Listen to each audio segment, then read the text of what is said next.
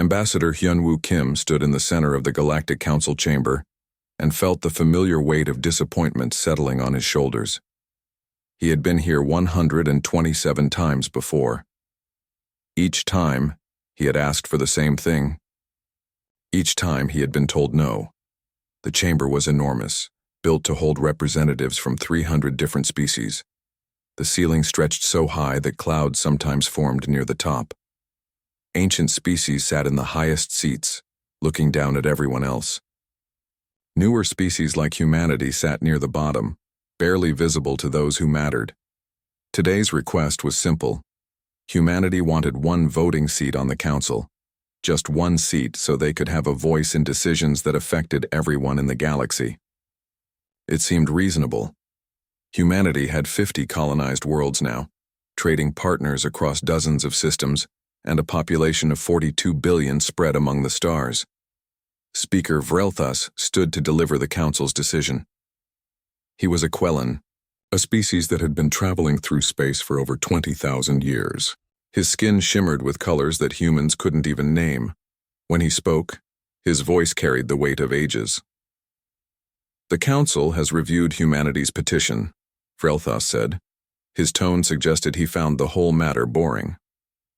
Once again, we must decline. Humanity has not yet contributed anything of lasting significance to galactic civilization. Hyunwoo felt his jaw tighten, but he kept his face calm. He had practiced this expression for 30 years. Vrelthus continued. Your technology is borrowed from older species. Your art is unremarkable. Your philosophy adds nothing new to galactic discourse. Perhaps in another century, when you have matured as a species, we can revisit this discussion.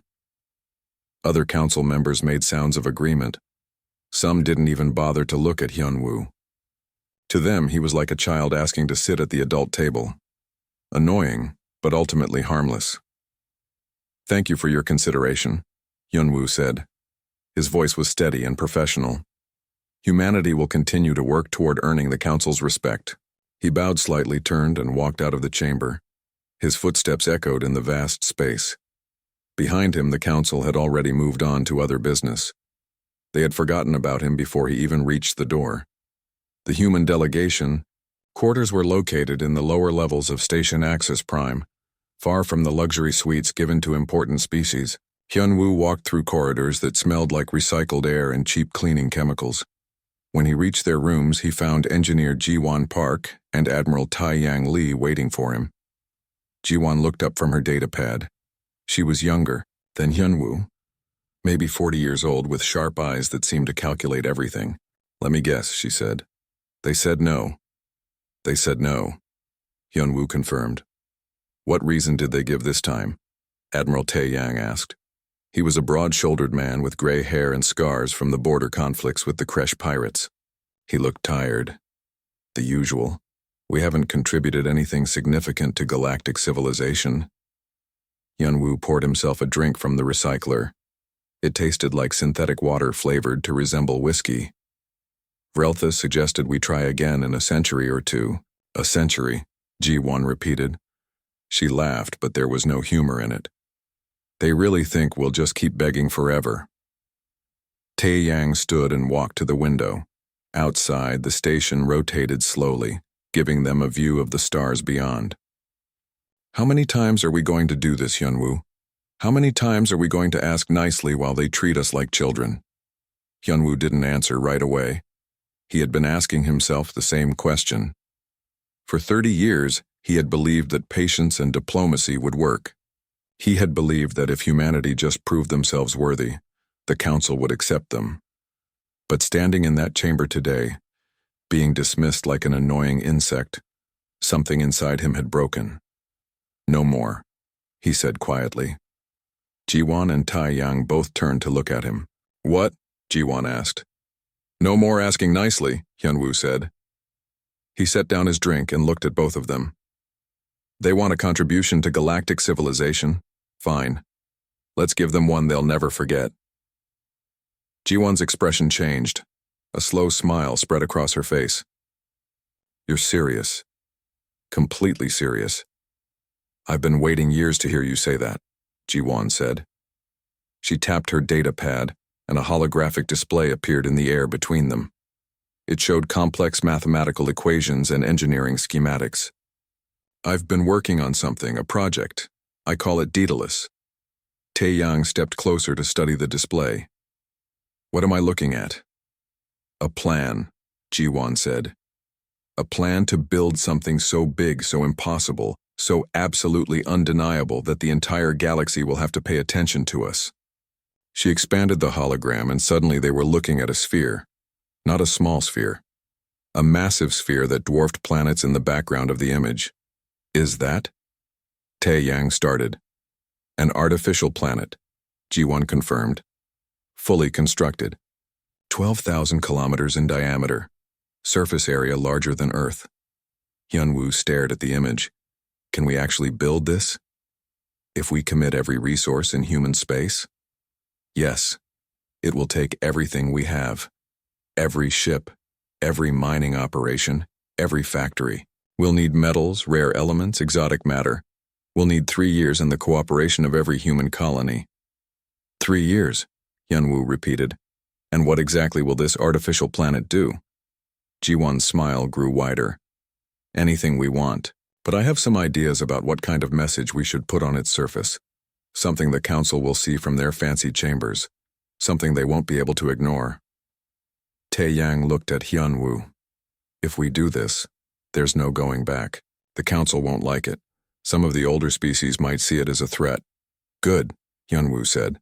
The word came out harder than he intended. Let them be threatened.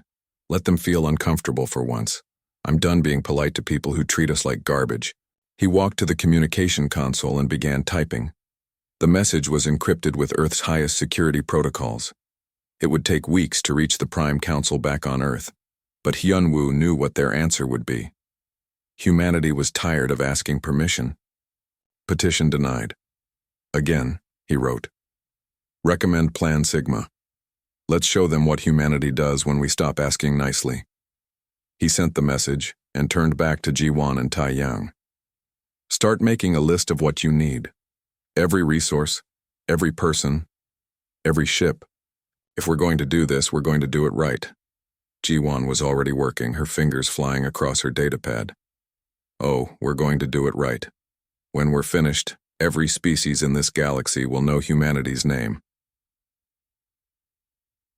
Outside the window, the stars continued their eternal dance, unaware that something was about to change. Humanity had been patient for long enough. Now it was time to make a statement that would echo across the galaxy for centuries to come. The message reached Earth 3 weeks later. When the Prime Council finished reading Ambassador Hyunwoo's encrypted transmission, they sat in silence for almost 10 minutes. Chairman Kwan-ho Park finally spoke first. So we're really doing this, he said. It wasn't a question. The other council members looked at each other. Some looked worried. Some looked excited. All of them knew that what they decided in the next few hours would change humanity's future. Forever. We've been pushed around for 3 decades, said Councillor Malja Bayek. She was the oldest person in the room, over 90 years old. And she remembered when humanity first made contact with alien species. Maybe it's time we pushed back. The vote was unanimous. Project Daedalus was approved with full authority to use any resources necessary. Within hours, the orders went out to every human colony, every space station, every mining operation in 50 star systems. Dr. Sujin Choi received the briefing at her laboratory on Mars. She was humanity's chief astrophysicist, the woman who had developed the theoretical framework for large-scale gravity manipulation. When she saw the project specifications, she laughed out loud. They actually want to build it, she said to her assistant. I wrote that paper as a thought experiment. I never imagined anyone would be crazy enough to try it. But as she read through the details, her laughter faded into concentration. The math was solid. The engineering was possible. It would be the most ambitious construction project in human history. But it could work. She began assembling her team immediately. They would need to solve 100 different problems. How do you create stable gravity on an artificial sphere that size? How do you power it? How do you keep it from tearing itself apart? Sujin worked for 72 hours straight, barely stopping to eat or sleep. When she finally presented her solutions to the Prime Council, Her eyes were bloodshot but shining with excitement. "It will work," she told them. "It will absolutely work. And when we're finished, it will be visible from anywhere in the galaxy." Captain Minho Kang commanded the largest transport fleet in human space. He was used to moving cargo between colonies, delivering supplies, sometimes evacuating people from dangerous situations. But he had never seen orders like the ones that came through his console. "Strip every asteroid belt in human territory," the orders read. "Harvest every available metal. Priority Alpha. All other operations suspended." Minho called a meeting with his fleet captains. There were over 2,000 ships under his command, ranging from small mining vessels to massive cargo haulers the size of mountains. "I know this sounds impossible," he told them, "but humanity needs us. Every piece of metal we deliver brings us one step closer to showing the galaxy what we're really capable of." The response was overwhelming. Not only did his fleet captains agree, but hundreds of civilian vessels volunteered to help. Retired ships came out of mothballs. Private mining companies donated their entire operations. Even individual families offered their personal shuttles to help transport materials. Within 2 months, human space was transformed into the greatest industrial operation ever seen. Asteroid belts that had stood untouched for billions of years disappeared as mining drones stripped them clean. Gas giants were surrounded by collection stations harvesting exotic particles from their atmospheres. Hana Yun coordinated the resource management from the outer colonies. Her job was to make sure materials flowed efficiently from thousands of different sources to the construction site.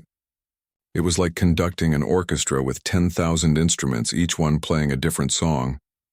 She worked from a small office that quickly became buried under data streams and logistics reports. Her team operated around the clock, routing shipments, solving bottlenecks, making sure nothing was wasted. "We need more titanium in Sector 7, someone would call out. "Redirecting Convoy Delta 9, Hana would respond immediately. 8 to 14 hours. The scale was staggering. They were moving more material in a single day than humanity had moved in the entire first century of space exploration. But somehow it was working. General Jae-sung Ro had a different job. While everyone else focused on construction, he focused on keeping it secret. Human space went dark. Trade with alien species slowed to a trickle.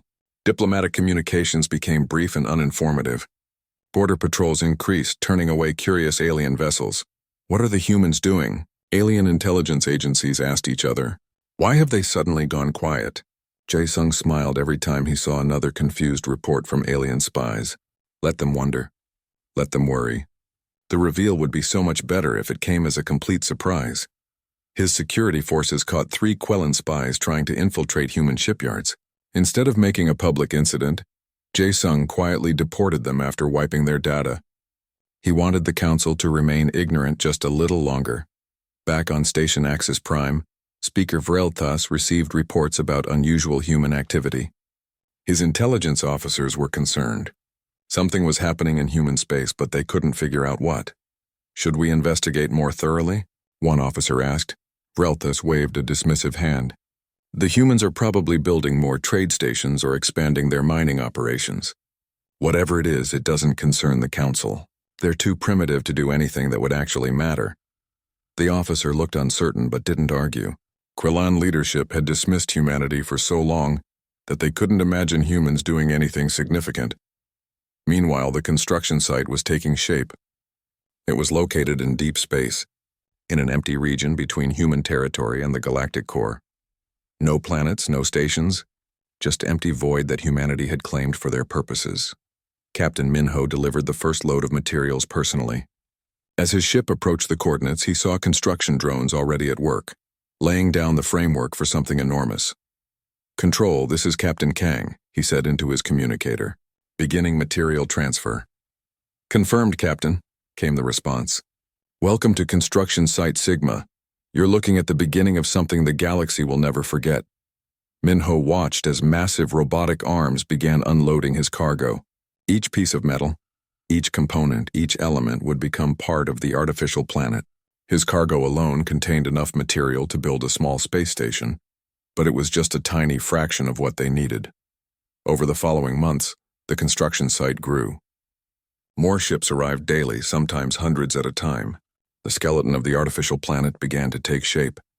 a massive geodesic framework that would eventually be filled in to create a solid sphere.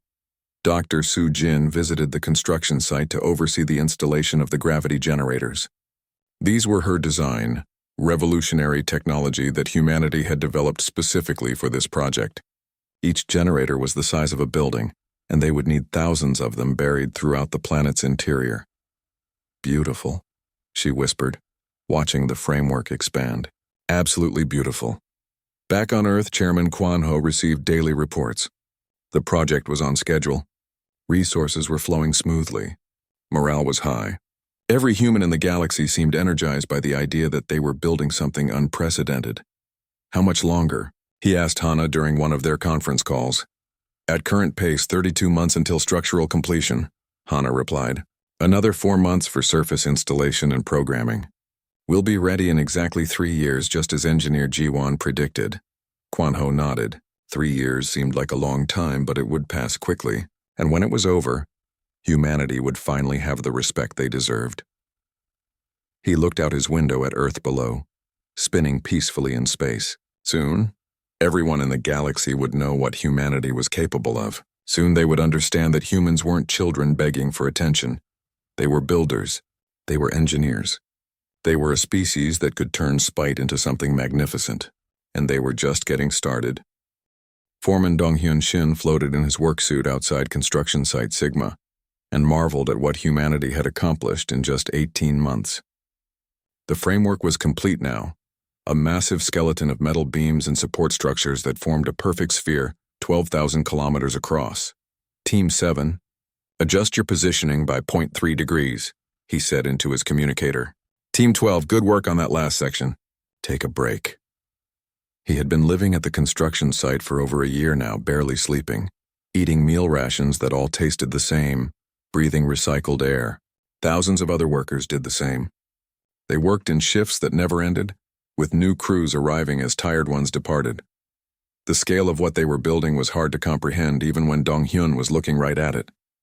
Earth could fit inside this structure dozens of times over. They weren't just building a space station or a megastructure. They were building something that would be classified as a planetary body. Foreman Shin, we have the next shipment of hull plating ready for installation, a voice said in his ear. Send it to Section 42, Donghyun replied, and make sure the welding crews are ready. I want that section sealed before the next shift change. The hull plating was special. Each panel was made from a reflective alloy that could be electrically charged to change its appearance. Dr. Su Jin had designed it specifically for this project. When all the panels were installed and activated, the entire surface of the artificial planet would become the largest display screen ever created. Dr. Young-Mi Han worked deep inside the structure, installing the gravity generators that would make this impossible construction actually function. She was covered in sweat despite the temperature-controlled environment. The generators were massive, each one requiring precise calibration. Generator 793 is online, she reported to her team. Running diagnostics now. The numbers on her display looked good. The gravity field was stable, generating exactly 1 Earth gravity in the designated zone. When all 15,000 generators were active, the entire interior and surface of the artificial planet would have comfortable, breathable conditions. How did we even do this? Her assistant asked, staring at the readouts. 5 years ago, this technology didn't exist. We did it because we had to, Young-Mi replied. Because someone told us we couldn't contribute anything significant to galactic civilization. Spite is a powerful motivator, she smiled as she said it. Young-Mi had spent her entire career being told that human technology was derivative and unimpressive. Well, let the Council try to build something like this. Let any species in the galaxy try. Humanity had just revolutionized gravity manipulation, and they'd done it in less than 2 years. Commander Yoonji Lim patrolled the construction site in her security frigate, making sure no unauthorized vessels came near. It was her job to keep the project secret for as long as possible. Most of the time, her work was boring. Empty space tended to stay empty, but today was different. Her sensors had picked up a small ship trying to approach the construction site from an unusual angle. The ship's transponder identified it as a private vessel, but something felt wrong. Unknown vessel, this is human security, Yoonji broadcast. You are entering restricted space. Change course immediately. The ship didn't respond. It didn't change course either. Yunji ordered her pilot to intercept. When they caught up to the vessel, they found a Quellan agent named Thelmora inside. She had sophisticated scanning equipment and had already taken thousands of images of the construction site. "You're a spy," Yunji said. It wasn't a question. Thelmora looked defiant despite being caught. "I am an observer. The Council has a right to know what you humans are building out here." Yunji considered her options. She could imprison Thelmora. She could send her back to Quellan space and create a diplomatic incident. Or she could do something unexpected. "Fine," Yunji said. "You want to observe? Let me give you a proper tour." She called Ambassador Yunwu, who had been visiting the construction site that week. He arrived an hour later with a smile on his face. "Agent Thelmora," Yunwu said pleasantly. "Welcome to Project Daedalus. I'm going to tell you everything about what we're building here. You're going to take that information back to the Council, and you're going to tell them exactly what's coming." Over the next 6 hours, Yunwu and Engineer Jiwan gave Thelmora a complete tour. They showed her the framework, the gravity generators, the surface panels. They explained the mathematics, the engineering, the timeline. They held nothing back. Thelmora's expression changed from defiance to confusion to horror as she realized what humanity was building. "This is impossible," she kept saying. "Your species doesn't have this capability. You can't build something this complex." "We're literally building it right now," Jiwan replied. "You're looking at it, but why?" Thelmora asked. "What is the purpose of this structure? Are you building a weapon?" "A weapon?" Hyunwoo laughed. "No, this is art, this is culture. This is humanity's contribution to galactic civilization. The Council said we had nothing significant to offer. We're going to prove them wrong in a way they'll never forget." "What are you going to put on the surface?" Thelmora asked. Jiwan's smile was not friendly. "You'll see when everyone else sees. 3 months from now, we're having a revealing ceremony. You're invited. The whole Council is invited. Bring cameras." They let Thelmora leave in her ship. She immediately set course for Council space, flying as fast as her engines could manage. When she arrived at Station Axis Prime, she demanded an emergency meeting with Speaker Vreltas. She showed him everything she had recorded, explained everything she had learned. "The humans are building an artificial planet," she said urgently. "It's massive. It's technologically advanced. And they're going to use it to send some kind of message." Vreltas looked at the images and recordings with a bored expression. "An artificial planet? Ridiculous. The humans don't have that capability. I saw it with my own eyes," Thelmora insisted. "It's real. It's almost complete. They gave me detailed specifications. Other Council members reviewed the information. Most of them dismissed it as a hoax or an exaggeration. Surely the primitive humans couldn't build something so impressive. Thelmora must have been fooled by visual tricks or misunderstood what she was seeing. "Even if they are building something large," Vreltas said, "it doesn't threaten us. Let them waste their resources on whatever pointless project they want. It doesn't concern the Council." Thelmora left the chamber feeling frustrated and worried. She knew what she had seen. She knew the humans were serious, but no one would listen to her. Back at construction site Sigma, the final hull panels were being installed. Donghyun watched as robotic arms carefully positioned each piece, welding them together with precision that would have been impossible just a few years ago. "Last panel going in," one of his crew chiefs reported. Donghyun held his breath as the final piece clicked into place. The structure was complete. What had started as an empty point in space was now a solid sphere, a gleaming pearl hanging in the darkness. "All crews, this is Foreman Shin," he broadcast to every worker on every ship. "Structural construction is complete. Well done, everyone. Now we move to Phase 2. Cheers erupted across the communication channels. Workers who had spent months or years on this project celebrated. They had done the impossible. They had built a planet. Dr. Youngmi activated all 15,000 gravity generators simultaneously. For a moment, the entire structure hummed with power. Then the reading stabilized. Perfect Earth normal gravity throughout the interior. "Perfect atmospheric conditions on the surface. It works," she said softly. "It actually works." Engineer G1 arrived at the construction site a week later with thousands of programmers and display specialists. The structure was built, but now they needed to program it. The surface had to become a screen that could display images visible from light years away. She stood on what would eventually be considered the planet's surface, looking up at the panels above her head. Each panel could change color and brightness independently. Together, they could create any image humanity wanted. "This is it," she said to her team. "This is where we make history. Let's show the galaxy what humanity really thinks of them." The programming began. It would take 3 months to coordinate billions of display elements, 3 months to create the perfect image, 3 months until the message humanity had been waiting 30 years to send would finally be visible to everyone. 3 months until the galaxy would never underestimate humanity again. Coordinator Sora Bay had programmed displays before. She had worked on advertising screens in major cities, entertainment systems on passenger ships, even the massive display panels that wrapped around Earth's orbital stations, but nothing had prepared her for this. "We need to synchronize 7 billion individual display elements," she explained to her team during their daily briefing.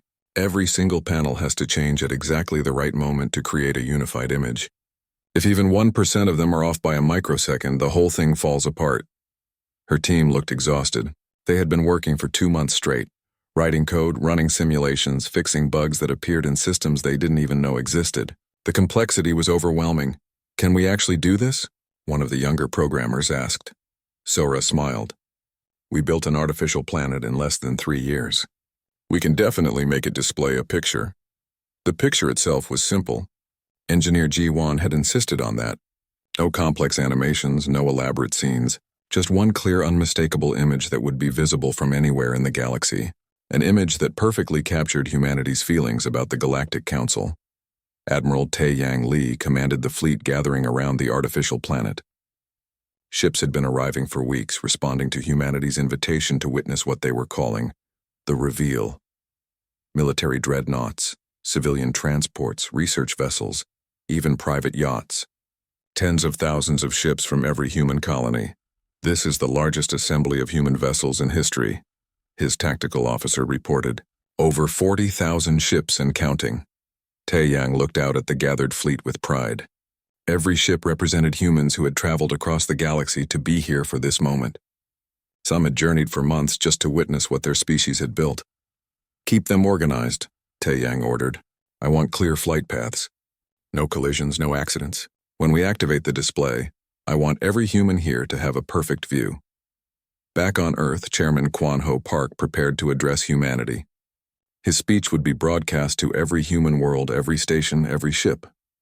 It would be recorded for history, played and replayed for generations to come. He stood in front of the cameras wearing a simple suit.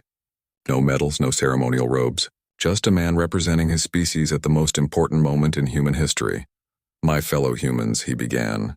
"For 30 years, we have asked the Galactic Council for respect. We have petitioned for representation. We have tried to prove our worth according to their rules and their standards. Every time we have been told we are not good enough. We have been dismissed as primitive, as insignificant, as children who have nothing important to contribute." He paused, letting the anger that every human felt settle into the silence. "Today we stop asking. Today we show the galaxy who we really are. We are engineers. We are builders. We are a species that can accomplish the impossible when someone tells us we can't. What you are about to witness is not just a technological achievement. It is a statement. It is humanity's way of saying that we do not need the Council's approval to matter." Across human space, billions of people watched their leader. In homes, in public squares, on ships, in stations, everyone stopped what they were doing to hear these words. "We built an artificial planet in 3 years," Kwan Ho continued. "We developed revolutionary technology. We united every human world toward a common goal. And we did it all while the Council dismissed us as irrelevant. Let them see what irrelevant species can accomplish. Let them understand that respect is not something they grant. It is something we take," he smiled. "Enjoy the show." Ambassador Hyunwoo sent the formal invitation to the Galactic Council. The message was polite and professional, exactly the kind of diplomatic communication he had been sending for 30 years. But underneath the politeness was something new. A challenge, a promise. Humanity cordially invites representatives of the Galactic Council to attend a demonstration of human technological and cultural achievement. Coordinates attached. We trust you will find it significant. Many council members ignored the invitation. Vreltis read it and laughed. "The humans want us to watch them show off some space station they've built. How boring." But curiosity brought some observers. Dozens of alien species sent representatives, if only to see what humanity had been working on so secretly. They arrived in their ships and positioned themselves near the construction site. When they saw the artificial planet, many of them couldn't believe what they were looking at. "That's impossible," one Quellan observer said. "Humans cannot build something that large." "They clearly did," his companion replied. "The question is, what are they going to do with it?" The moment arrived. Admiral Taeyang checked his chronometer. 3 hours until activation. 2 hours, 1 hour. The anticipation was almost painful. Sora Bei ran her final diagnostic checks. Every system showed green. All 7 billion display elements were responding correctly. The program was loaded and ready to execute. They had tested it 1,000 times in simulation. Now it was time to see if it worked in reality. "All teams report ready," she told Engineer Jiwan. Jiwan was on the command ship with Admiral Taeyang and Ambassador Hyunwoo. The three of them had started this journey together in a small room on Station Axis Prime. Now they were about to finish it. "This is it," Hyunwoo said quietly. "Everything we've worked for. No regrets?" Taeyang asked. Hyunwoo smiled. "Not a single one." Jiwan opened a channel to Sora.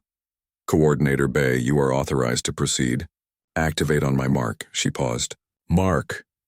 The artificial planet, which had been dark and inactive, suddenly blazed with light. Every panel on its surface activated simultaneously, powered by the massive generators in its core.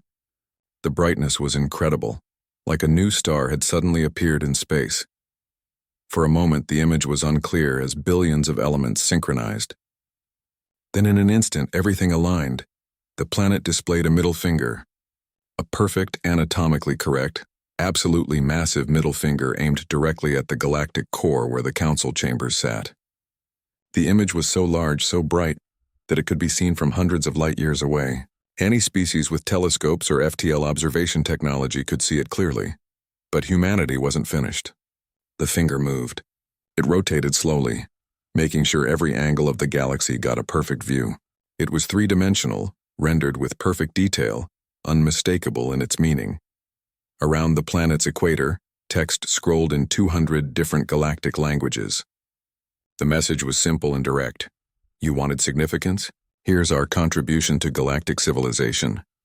The human fleet erupted in celebration. Ship horns blared. People cheered. Some cried with joy. They had done it.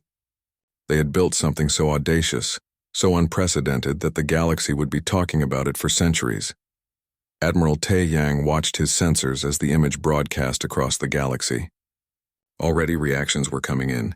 Some species were outraged. Some were amused. Some were terrified. But every single one of them was paying attention. "Monument online and fully functional," he reported. Message broadcasting on all frequencies. The alien observers near the construction site sat in stunned silence. They couldn't believe what they were seeing. The humans had built a planet-sized display screen just to insult the Galactic Council. The audacity was breathtaking. One of the Quellan observers immediately sent a transmission back to Council space. "You need to see this. The humans have lost their minds." Back in his chambers, Speaker Vreltas received 100 similar messages all at once. He pulled up the visual feed and stared at it in disbelief. A massive middle finger, aimed at the Council, visible from anywhere in the galaxy. "They wouldn't dare," he whispered. But they had. They absolutely had. Emergency council sessions were called. Alien leaders demanded explanations. Some threatened military action. Others asked how humanity had developed such advanced technology. The galaxy descended into chaos as everyone tried to process what they were seeing. On the command ship, Hyunwoo, Jiwan, and Taeyang shared a drink. Synthetic whiskey that tasted almost real. They had earned it. "Think they'll try to make us take it down?" Jiwan asked. "Probably," Hyunwoo replied. "But Monument sits in unclaimed space. We're not violating any laws." "They'll find a reason to be angry," Taeyang said. "Let them be angry," Hyunwoo said. He raised his glass. "To humanity, to spite. To building impossible things just to prove we can." They clinked their glasses together and drank. Outside the window, Monument continued its slow rotation, broadcasting humanity's message to the entire galaxy. The galaxy would never underestimate them again. 3 weeks after the reveal, as humans were now calling it, the galaxy was still arguing about what to do. Species that normally couldn't agree on anything found common ground in their outrage at humanity's display. Others found the whole thing hilarious and had started selling merchandise with pictures of Monument the Quellan. Dominion issued official statements demanding that humanity dismantle the structure immediately. They called it offensive, inappropriate, and a threat to galactic peace. Speaker Vrelthus personally sent Ambassador Hyunwoo a message that contained 17 different threats of military action. Hyunwoo read the message with his morning coffee and deleted it. The emergency council session was scheduled for today.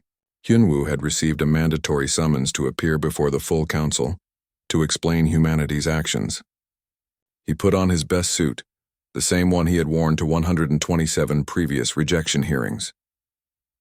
When he arrived at the council chambers, he found it packed with representatives from nearly every galactic species. This time humans weren't sitting in the bottom rows. They were in the center of attention, whether the council liked it or not.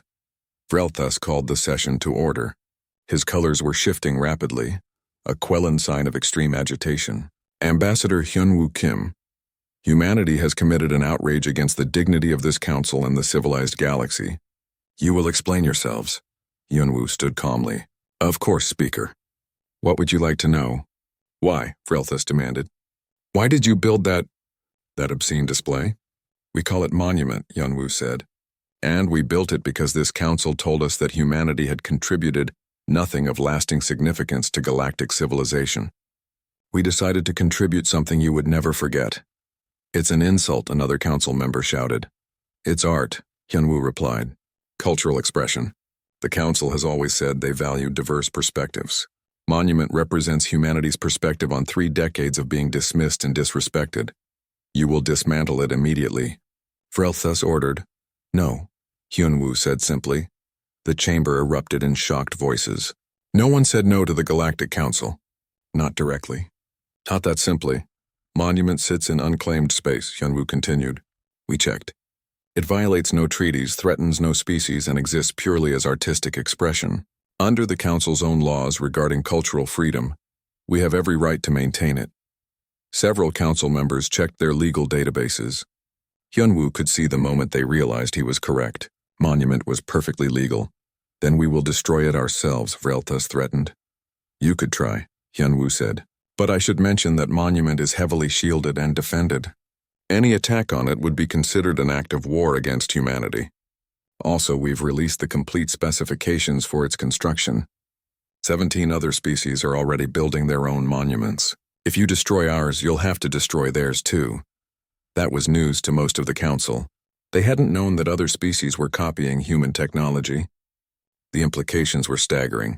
Back in human space, Engineer Ji-won was dealing with an unexpected problem. Success. Her personal communication channel was flooded with requests from alien species wanting to hire human engineers or purchase human technology. Will pay triple standard rates, one message read. Our species wants to build an orbital ring around our homeworld, but we don't have the gravity manipulation technology. Another message offered exclusive trading rights. Humanity clearly has advanced manufacturing capabilities. We would like to establish a partnership. Even species that had barely acknowledged human existence were suddenly very interested in talking. Ji-won found it amusing. For 30 years, aliens had told humans their technology was derivative and unimpressive. Now those same aliens wanted to buy it. She forwarded the most interesting offers to the Prime Council.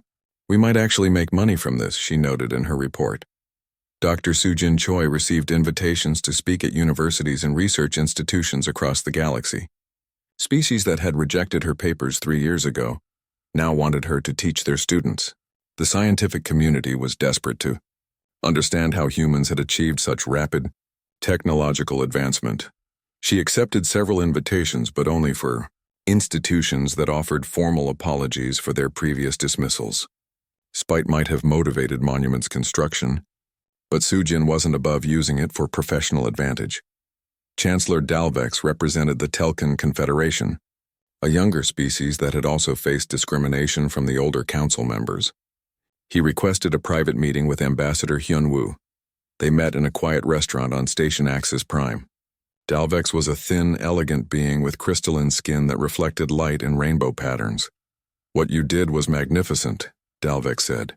For centuries, younger species have been treated as inferior by the Council. We ask for representation, we're denied. We request fair treatment, we're dismissed. You showed them that we don't need their approval. That was the idea, Hyunwoo agreed. I'm here to make a proposal, Dalvex continued. The Telkin Confederation wants to form an alliance with humanity. Not a military alliance, though we wouldn't object to mutual defense treaties. An economic and cultural alliance.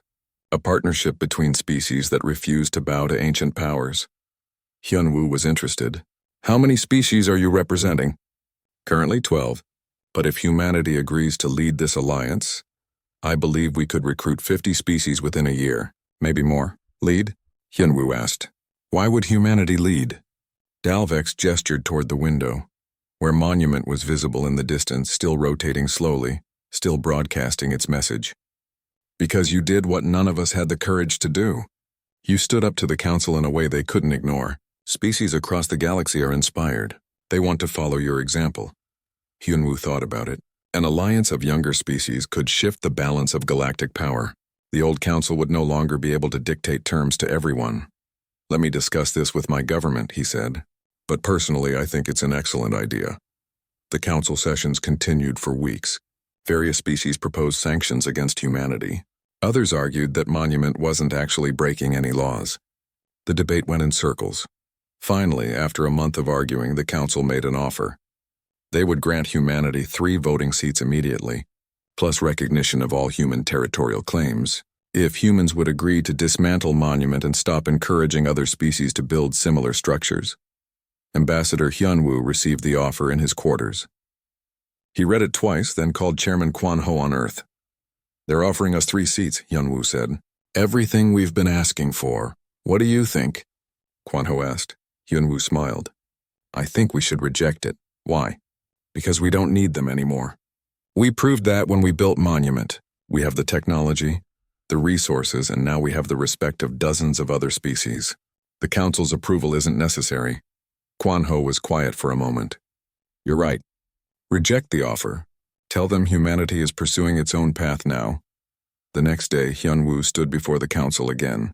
Thank you for your generous offer, he said. But humanity must decline. We've realized that we don't need seats on this Council. We're forming our own alliance with species who share our values. The chamber erupted in chaos. Vrelthus looked like he might explode from frustration. Several Council members demanded that humanity reconsider. Others accused humans of trying to divide the galaxy. Hyunwoo waited for the noise to die down. Humanity is not trying to divide anyone. We're simply choosing not to participate in a system that has treated us poorly for 3 decades. Any species that wants to trade with us, work with us, or join our alliance is welcome. But we're done begging for your approval. He turned and walked out of the chamber. Behind him, the Council argued about what to do. But it didn't matter anymore. Humanity had already moved on. Chancellor Dalvex's alliance, which they named the Free Federation, gained members rapidly. Within 3 months, 27 species had signed the charter. Within 6 months, it was 42. Each new member brought skills, resources, and perspectives that enriched the whole. The Free Federation didn't have the ancient prestige of the Galactic Council, but it had something better: energy, innovation, a willingness to try new things. Species that joined the Federation found themselves part of a community that actually valued their contributions. Monument remained in place, continuing to rotate, continuing to broadcast its message. But humanity added something new to the opposite hemisphere. A second display that read, "We built this in 3 years. Imagine what we'll build in 30. Join us or get out of the way a year after the reveal." Chairman Kwan-ho and Engineer Ji-won stood on an observation deck watching Monument in the distance. They had achieved everything they set out to do and more. Do you think we went too far? Ji-won asked. Kwan-ho smiled. We went exactly far enough. Look at what we've accomplished. We have allies, respect, and a future that we control. The galaxy will never treat humanity like children again. Some species still hate us, Ji-won pointed out. Some species always will, Kwan-ho replied. But they respect us now. They understand what we're capable of. That's what matters. Below them, human construction crews were working on a new project.